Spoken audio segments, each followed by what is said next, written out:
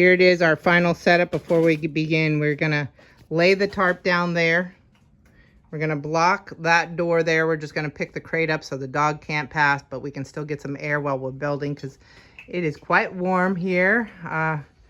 Probably in the high 80s, if not 90s already. And so we will be entering here with our foot wash station, just cleaning off the bottom of the boot, making sure we get nice clean boots as we walk into our station. Again, having tarp down. Here we have first person doing the woods for the pile. Everything has been drained, ready to go.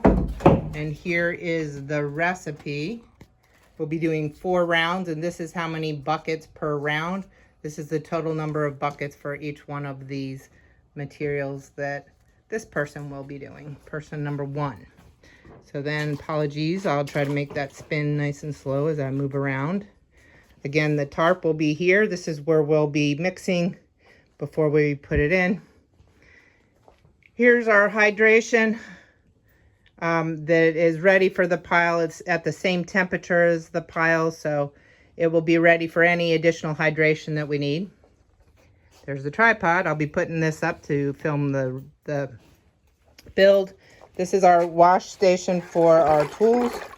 I've already put my hand down in there and rubbed that around with my hand. So there's the wash, the rinse. That shovel is now ready to go. There's the watering bucket to sprinkle as we move through. Our additional wire for our other cages. Here's our chicken manure and wood, a 40% high nitrogen, 60% wood material, not wet for the pile. And here we have our coffee grounds, part of our greens.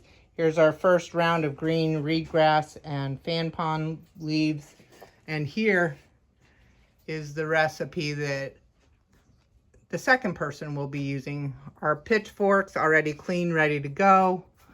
And next we'll be showing you the build.